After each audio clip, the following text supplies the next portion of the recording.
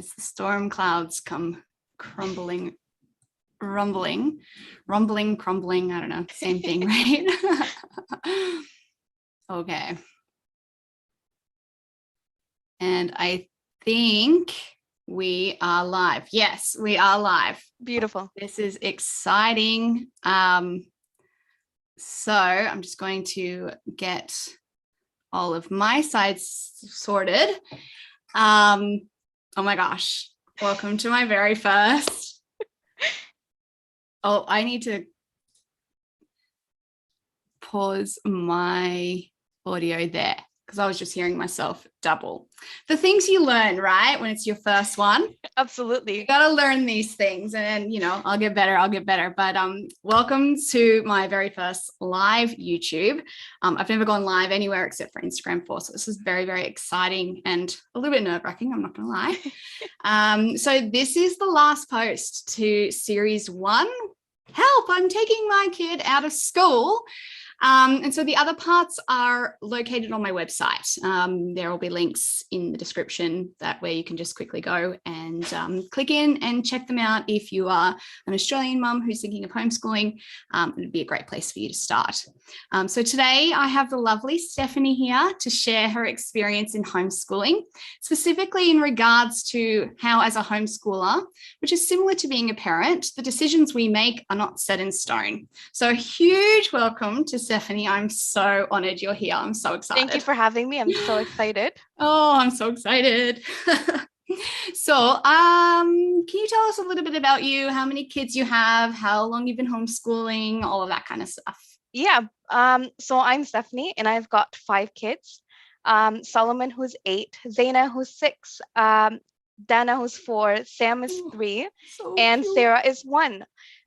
We've been homeschooling officially for a for a full year now, but we've been kind of on and off for the past 3 years now. Okay. It started off when my son was in 4-year kindy. We moved from the northern suburbs of Melbourne down to the southeast. Okay. So after two terms and a bit, we ended up just having to homeschool him for the end of his 4-year kindy, because there was no kindies available to the area that we moved. So we just went straight to homeschooling for the last term and a half. And then he started prep.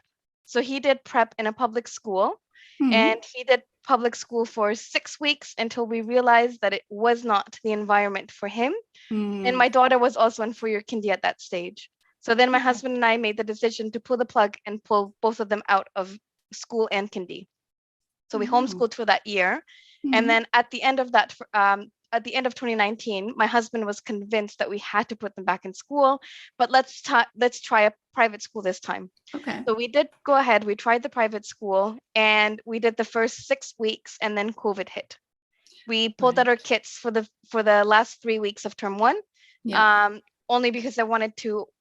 The uncertainty really got to us, and I said, you know what, let me just pull the kids out, enjoy my time with them. I haven't been with them for the past 6 weeks. Let's go out, do some trips. We did that, and then term 2 started online. So we did the whole term 2 online, and then I realized by the end of term 2 that my daughter, who was 5 at the time, leaped through mountains and just went from not reading a single word and still not even understanding the sight words to just reading books by the end of term 2. That's so beautiful. My husband says to me, what do you think? And I was pregnant with my 5th at this stage, and I said, I'm due to give birth anytime soon. Like, what do you mean homeschool? But we did the leap, and we did officially a registration last year in June, at the end of term 2. And we haven't looked back since. And we've had a lot of changes even then, from June last year to now in October, and we're constantly changing and evolving. Oh, what a story. Wow. I can just imagine, so I know you're about to give birth, but look at how much they're growing. Yeah, exactly. Pretty much. I love that. And I love that, he's so willing and wanting that to be for his kids, and you're able to provide that space for them as well, even though you're about to give birth. That's so beautiful. But it's funny because even when I first had my first, I would bring up the idea of homeschooling, and I would bring up and my husband just was born and raised in a very traditional, born and raised in Dubai. So he went to the private schools, British system, textbooks, exams starting, I think, even from grade 1. And I'm like, what do you test a grade 1 on? I don't get it. And sometimes I think even now they're studying even in JK, like the kindergarten levels. Oh my So So my husband at the beginning, when I first had my first, was like, what do you mean there's like, I don't understand how there's schools with no books. And I'm like, they learn through their textiles and through nature. And he's like, I don't get it. And now he's like, I'm starting to get it, but he's still, I think he really wishes that the kids would do more book work, but he also sees how much they learn without doing the book work. So I can imagine like growing up in such like a structured, like this is the only way, like there is no other way. I'm not sure if it's even legal, like it might even be illegal in did you say Dubai? I think they have some. I think that they do have some sort of homeschoolers, but I don't know if it's expats only. I don't know what the legal side of it is. But I know, for example, my in-laws have moved to Turkey, and I know that in Turkey it's illegal to homeschool. Yes. And I'm like, yeah, in a lot of European countries, it's illegal to homeschool. Which I find so strange. Yeah, I know. I thought so too. Like, I'm like, wait, what? Yeah. Like, I've always wanted to go to Finland, and I'm like, wait, what? It's illegal in Finland? Wait, now I can't go.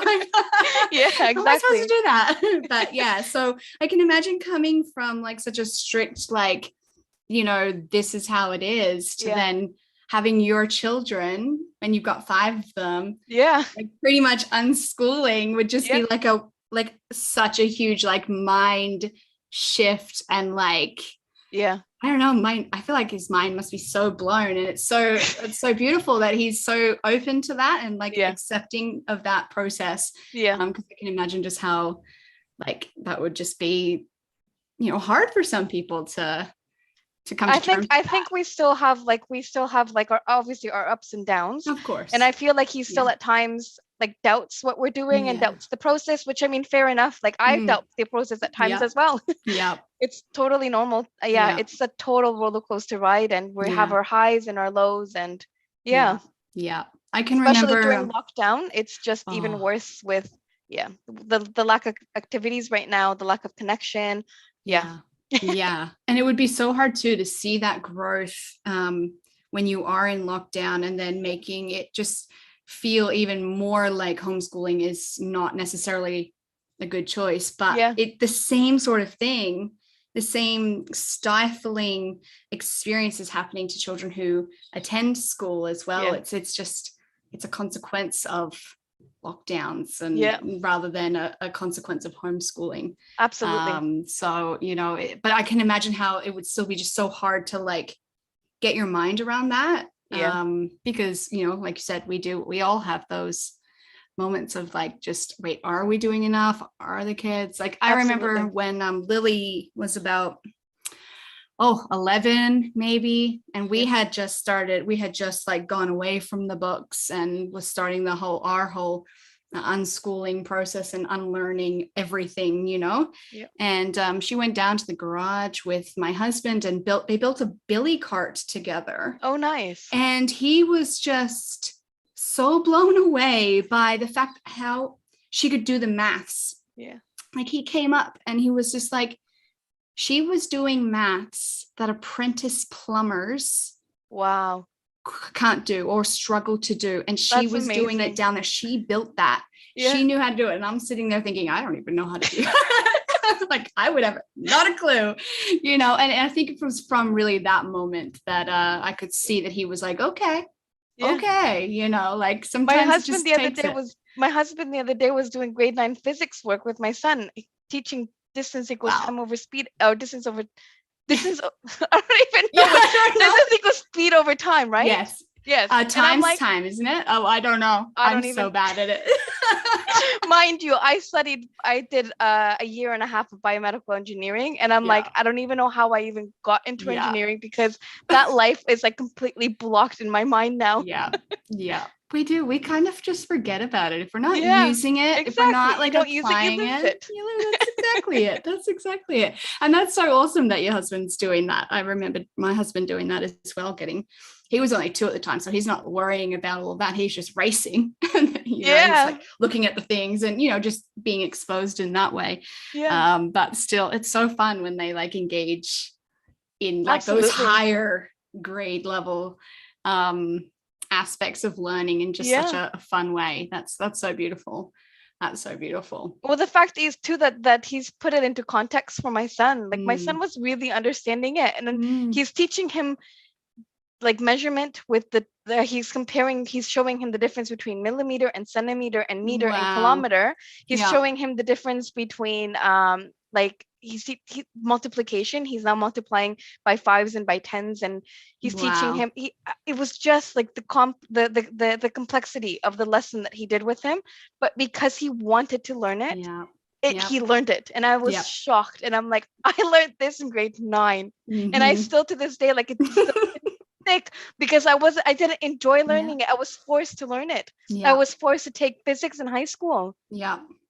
So makes a big difference. It really does. And truly understanding that and seeing that in our children, it can just give us such a sense of like, yes, I'm doing the right thing. This whole unschooling thing often feels so scary. It can feel, we'll all go through those times, and then we'll have those moments where we're just like, wow, take a deep breath and just realize that it's working. It is working, and they'll get it when they're ready. And if they're ready at 8 to learn grade 9 maths, then they will. Absolutely. Oh, that's so wonderful. Thank you so much for sharing your story. That is like stunning. I feel like I know your family so much more now. Like, that's so beautiful. Okay, so can you share with us, you shared with us like how and like why you had to take your kids out of the private school, and why you started out the way you have and all of that. So could you share like how was it, like intuition, or like was there things that happened that made you switch from when you brought them home, doing books and stuff, to now trying all the different types of methods to where you are now? Like, well, my kids, my eldest 2 are 2 complete polar opposite kids. So my eldest one is just laid back, easygoing, doesn't like the bookwork, doesn't like to write, doesn't like to do any of that stuff. But my daughter, like if you give her the bookwork, she would do it with a heartbeat. It was actually like we were in term break, and I was it was a Sunday before the start of term 3 last year, after the lockdown, and after we decided to pull them out. My husband's like, okay, so we're going to make a plan. We're going to let them continue the bookwork that they're doing now. They're going to finish this for the rest of the year so that they don't fall behind and stuff like that. And I'm like, yep, I'm on board. So I created a schedule. I sat down. I'm heavily pregnant. I'm like, I gave birth at like more than 41 weeks. Whoa. So I'm over 40 weeks pregnant. I'm creating the schedule, and I'm like, yep, this is how it's going to work. We're going to have this worksheet this day and that day. And I literally had everything in a folder for every day of the week for I think I had 4 weeks done. So I'm in labor. My daughter, I had a home birth with my 5th, and my daughter, who was still only 5 years old, comes to me in the middle of contractions. Mom, how do I do this math problem? I'm like, 1 second, stop it. Going through the contraction. And I'm like, okay, so you have to do this, and that. And then she would come back, and I would have to break, and I just have to tell her, hold on a second, I'm in the middle of a contraction, and just tell her like, okay, so this is how we do it. And then she was loving it. You give her bookwork, she loves it. The only issue that I have with bookwork, even with her, is that although she may do like 20, 30, 40, 50 pages, a lot of the time, a lot of the information is not sticking. Because yes, it's bookwork, but it's not given to her in context of anything. So she's like, yeah, great, I know how to do this. And then like even the simple thing, like for example, knowing numbers 1 to 100. She struggled with that. And I'm like, you've done all these these sheets. How do you not know this? Because I never put it into physical context for her. So that's when I realized so my daughter, the sheets were great with her, but they were useless at the same time. Yes. Because she wasn't learning from them.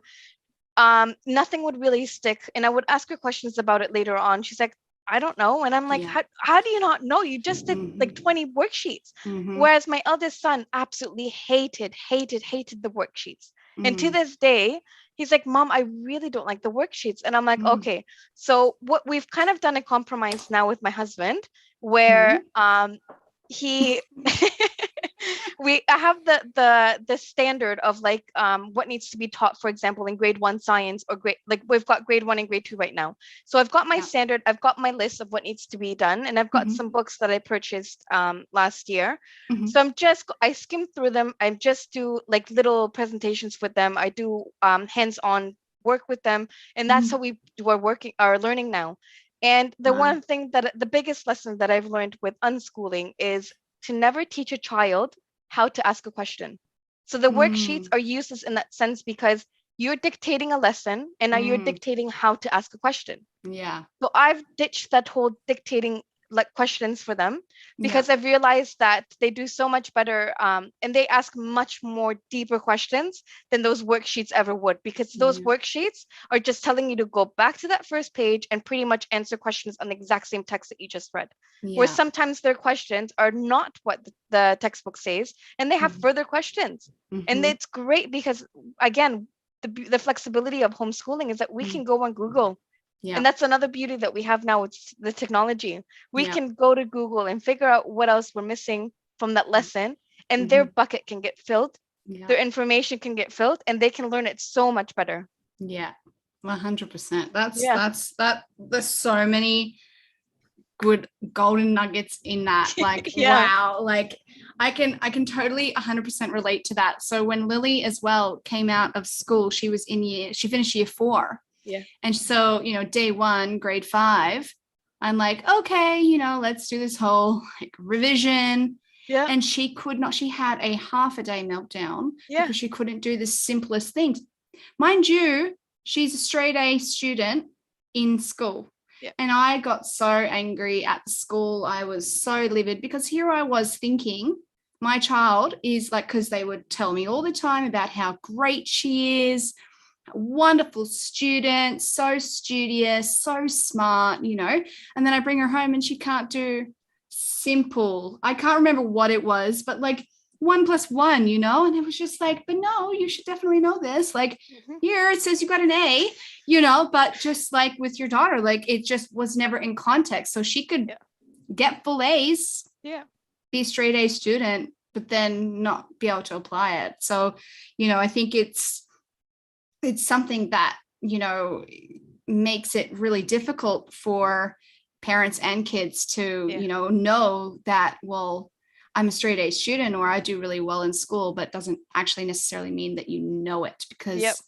it's like I said, it's just not in context. So once you put it in context, that's when the whole world opens. Yeah. 100%. That's when you get the big shift. Yeah. Yeah, 100%. And it's funny that you mentioned that too. Like my son came home, like after we pulled the kids out, we got all their book work, and my son came back with a huge majority of his book work empty.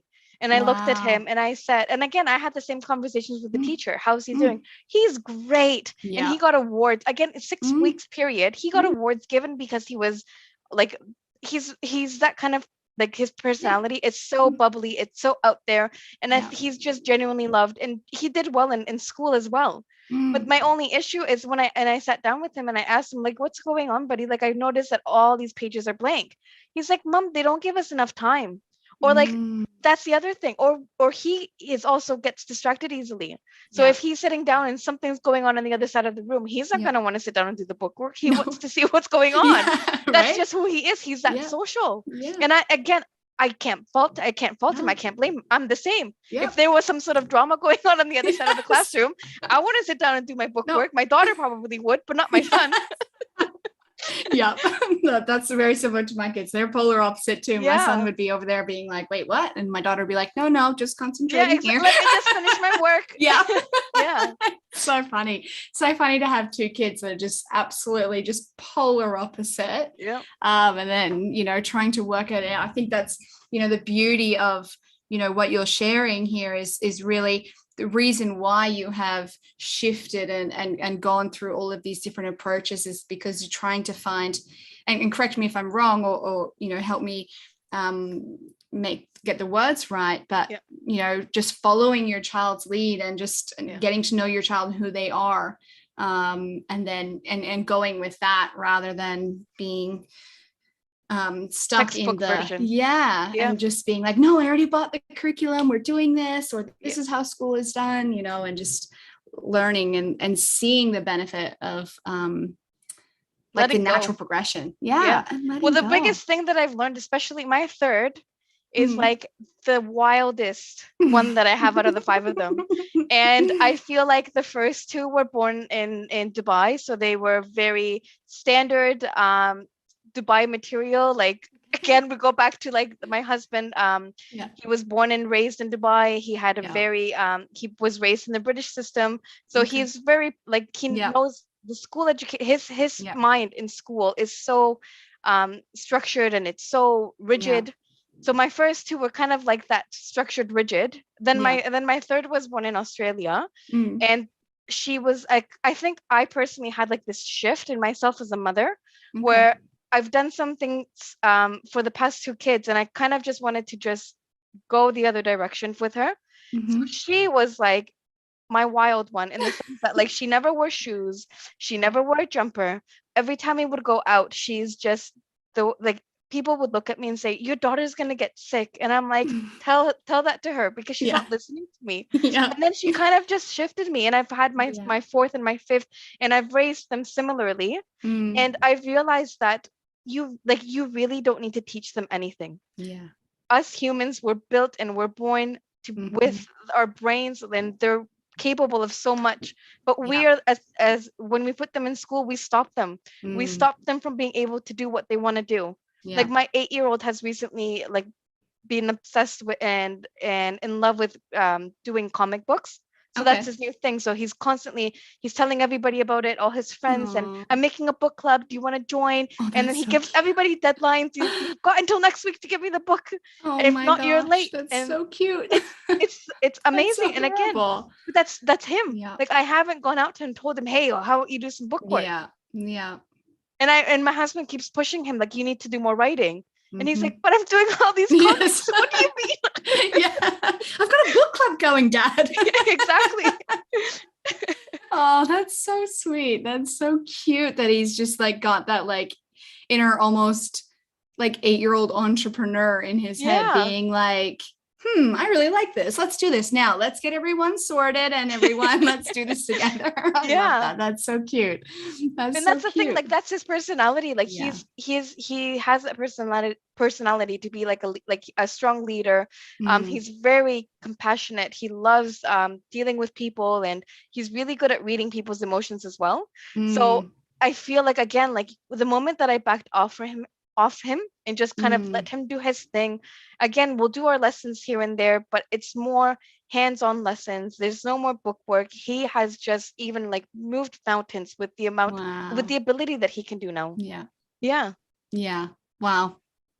Oh, that's just it's so good to hear, like, just that, like, how aware you are of your children and how they've grown and shifted, and it's so beautiful. Like, I love that. Like, I don't know, I get like, I'm so sentimental about those moments, because I feel like those moments, like being so aware of your own child and where they're at, like not at all times, but like, all the time, where they're at emotionally, and then being able to guide that. I don't know, I get really like nostalgic about that, because I think it's just so beautiful. Seeing other parents be like that as well, like, it's so special to me. Absolutely. Like, it's so special. Okay, so can you tell me like 1 to 3, or a number of benefits that you have found, like something that stands out to you from doing all the shifting? Like, yeah, what is a benefit of that, do you think? The biggest thing that I've seen is just honestly the relaxation, the smiles on my kids' faces. They now know that there's absolutely no pressure in them to be something or achieve a certain level that they may not be capable of, or maybe they are capable of, but they don't want to. And I feel like, again, tuning into the children, seeing who they are. Again, I'm not in control. This is my biggest thing, is that I've now learned to not control in general anything around the house as well. I've just kind of given them, this is your space. You have the right to now grow into who you want to be. And I think in general, like, this has been for the whole family, like the biggest benefit for them all, because they now feel like, okay, mom's great, like mom's gonna be proud even if I like drop this on the floor. Before I used to be so like uptight and strict and no, you can't do this, no, you can't do that. I still catch myself at times like being that uptight, but then I'm like, take a deep breath, take and just let them be, because the moment you let them be, like they just the amount of work that they can do, it's just, and they're learning, their minds have just grown so much. Which I think that's probably the biggest benefit for them. And then that's like, you know, the queen or the king of benefit. Like, you know, you can't really, I don't know, I couldn't imagine a bigger benefit than having your children grow up in that environment where, you know, even if they drop something, they're like, okay, you know, it's cool, you know, we've learned something, you know, whatever it is. Like, well, that's the one thing I try to do now too, is if they drop something, I'm like, okay, so what did we learn? We just moved to a new house. So in the old house, we had like timber wood on the floor, and this house we've got ceramic. And the amount of glass that has broken in this house, my goodness, is I've lost track. So I'm like, okay, so that glass shattered a lot more than the other one. Why do you think that happened? And I'm like, we really need to just take everything and just figure out a lesson with it. That's it. And the lesson will just be like this, like light, like, you know, it's not a forced lesson or anything like that. It's just like, oh wow, look at this, you know, like that sounds like a lot of fun too. Like, I don't know, I feel like when I've seen glass break at difference, I, you know, never really like paid attention to it. But now that you're saying that, I'm like, of course, glass breaks, and it all depends, and it depends on the angle that it hit. And it's funny because we try to recreate now. Okay, so what angle do we think? We bring out another cup. So this cup fell and it completely shattered. Okay, so how do we think it fell? And it doesn't make sense. So sometimes it really shatters, and I'm like, so probably tipped. But then this part is heavy. So how did that happen? And then sometimes the kids will be like, oh, it's because I did this. And I'm like, okay, so there we go. This is the physics of how a cup falls and shatters. Oh my goodness. That is so like good, like a good a thing to remember. I am definitely going to remember that next time some sort of glass breaks. And I'm like, my initial reaction will be like, because I get really like, my initial reactions for things that are sudden are like, you know, and so like I still gasp. Don't get me wrong, I still gasp. My little one sometimes go, and I'm like, I know, I'm still trying. So I'll remember that next time, and I'll do my little jump startle, and we'll analyze the fall. And that's just brilliant. I love it.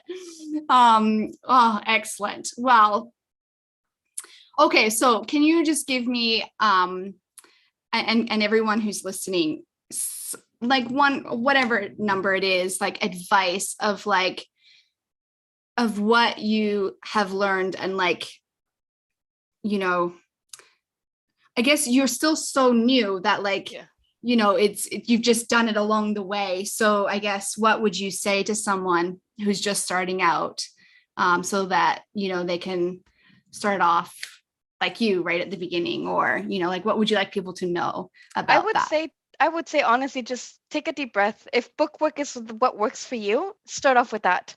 There's no right and wrong way to homeschool. Again, I set it up with bookwork because that's what felt right to me. I'm actually an early childhood educator from Canada. So that for me is what just felt natural. Like, this is what I've been trained to do, to just teach them like I've been taught to teach. Yeah. So that's how we started off. And I think just listen to the kids. This is the most important thing, is just listen to them. If you feel like something's not working out, just go back to the drawing board, take a week break if you have to. I've had many breaks over the past 3 years where you just literally, like, for the week, sometimes we just do outings every day, especially in the summertime. Like, we're constantly at the beach. And there's so much to be learned at the beach, by the way. Yes. You can even do printing on the beach. You can get a stick and get the kids to practice their spelling, their words, or whatever you want them to learn. It doesn't have to all be black and white and textbook. Like, this is the beauty of the homeschooling, is that the world is your classroom. Yeah.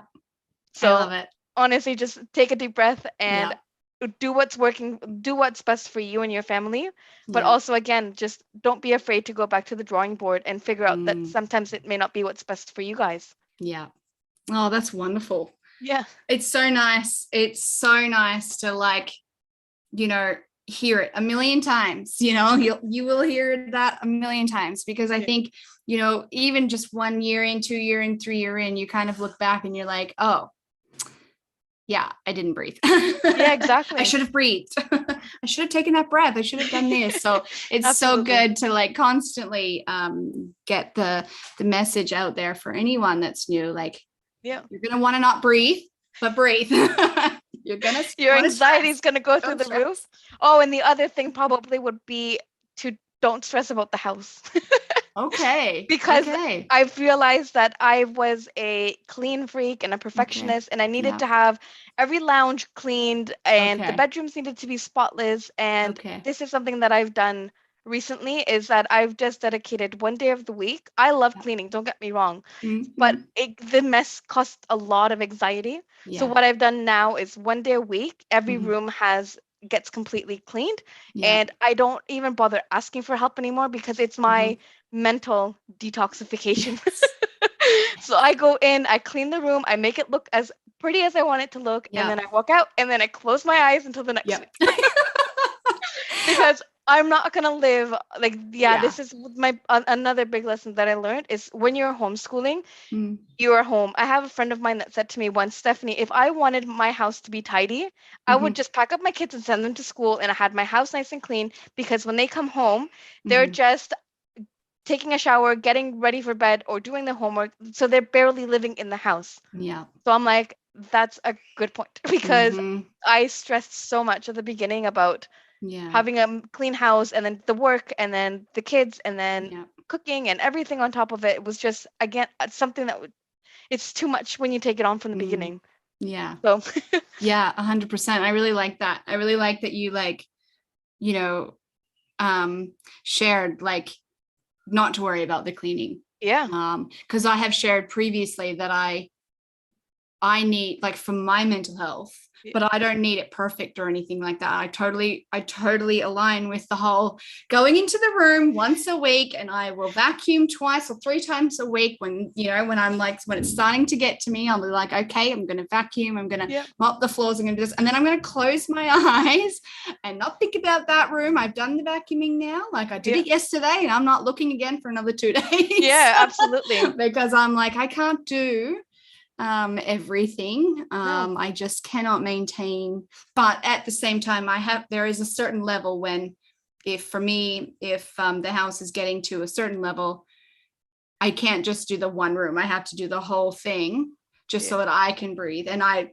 don't tend to bother asking for help on those, or all the time on those days, because it is a mental detox as well. It's like, okay, the other week, I decided to mop the floors so that everyone had to stay in their rooms. I was like, so if I mop the floor, that means Jackson's gonna have to stay in there. Yeah, I'm mopping for everyone. I'm mopping. Yesterday, I actually asked everyone to go outside. And my little one, my 3-year-old, says, I don't want to go outside. I'm like, okay, but the rule is you cannot cross into the tiles. You have to stay in the carpets. And he sat there and he watched the floor dry. And then he's like, and he yells at me, because then after I finished, I went to my room and I took a shower and I just got ready. And I'm like, and then he starts yelling at me, Mom, the floor is dry. And I said, okay, you can come out now. And then he's like, okay, I'm going to open the door so that the kids can come inside. And I'm like, Great. Okay. I love that. I feel like that's exactly what happened over my head. Oh, I love that. I love that. Oh, brilliant. When we use mopping to have like a bit of mental health and a bit of like space. I don't know. Yep. Yeah, absolutely. It's brilliant. Thank you so much for all of your wisdom and your knowledge and all your stories. Thank you so much for having me. I can't believe it. I love it. So thank you. And can you share with people where people can find you if they want to know more about you?